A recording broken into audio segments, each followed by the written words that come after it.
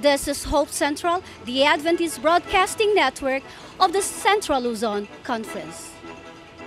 Live with Hope Philippines is on fire. Amidst the threat of a typhoon, Hope Impact Philippines marks the first in the Philippines, the second in the world, and the 150th year of global Adventism. Today, October 2nd, 2010, simulcast throughout the archipelago, the church, in fiery red, march and shout, "Live with Hope." Gathered together from the congregation of Baisa SDA Church is Pastor Cahobe.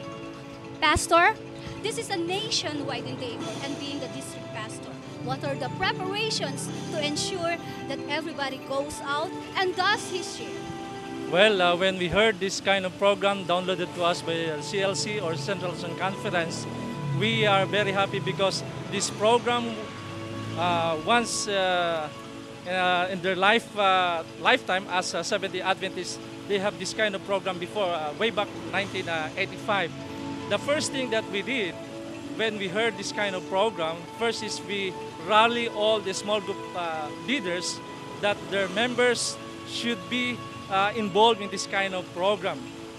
What are the preparations that they made? First is we downloaded all the programs that we're going to do during this day, and at the same time we seek their help, that if they could contribute something just to buy pamphlets aside from the pamphlets that the church were going to purchase, and at the same time the pamphlets that the CLC will be contributing to this kind of program.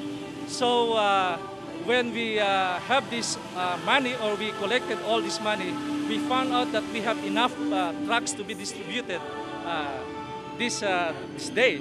So second is we inform all the families who have enough money or finances, if they could help to finance this program, and they responded.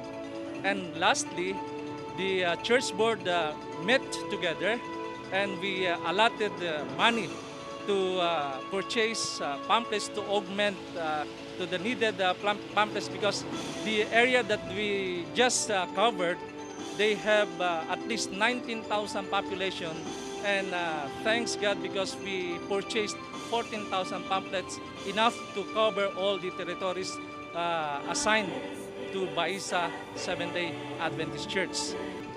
With me today is Brother June Pedacan. And Brother June, giving tracts isn't new in the Adventist community. What makes today's event different? Ang totoo niyan, talagang napakabuti ng Panginoon, sapagkat ang lahat ng kaanib ng mga small group dito sa Baisa, 24 small groups, ay halos lahat sila ay kumpleto at talagang well-equipped, sapagkat dala-dala nila yung mga tracts na kanilang ipinamimigay. At ito ay naglalarawan ng gawain ng Target 85. Naalaala namin sapagkat noon ay nagkaroon din ng pamimigay ng tracts. At ito ang naging hudyat upang ang iglesia ay magkaroon ng 13 mga iglesyang naitatag dahilan sa pagsunod namin sa mga kautusan o sa mga panukala ng nakakataas. Wala iba kundi ang General Conference, Division, Union, at gayon din sa mission lokal. Kaya ito'y aming isinasagawa. At ngayon, nagkaroon na kami ng panibagong kasiklahan na aming susundin ang lahat ng mga detalye na kailangan gawin ng iglesia alang-alang sa pagliligtas ng mga kaluluwa dito sa kapaligiran ng Baisa. At ngayon, 161 ang itinilaga sa amin at lahat ay amin na-saturate. At hindi lamang ito, kundi pati ibang barangay ay napuntahan namin. At ang mga kapatid ay nagbigay ng magagandang karasan dahilan sa kanilang naranasan sa hapong ito. At ibinabalik namin ang papuri at pasasalamat sa dakilang Diyos, sapagkat yung pamagat ng ating babasahin ay muli siyang darating. Kaya nga ang iglesia ay nagkasundo at nagkaisang muli na talagang ihanda ang mga tao na sa pagbabalik ng ating mahal na Panginoon, ang bawat isa ay sasalubong sa kanyang malapit ng pagdating. I have here Sister Neng Orlando. And Sister, this is history. The first in the Philippines and the second in the world. In your opinion, what's the impact of Live with Hope to the world?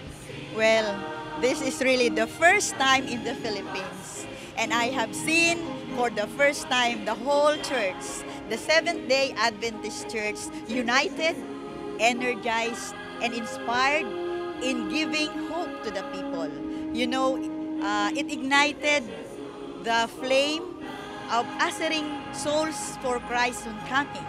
And this is a fulfillment of our theme for this year.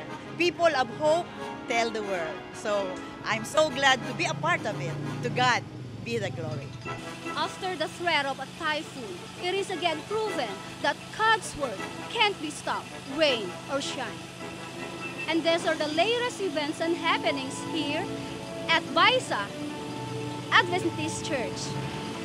This is Laida Lulaude reporting live for Hope Central CLC.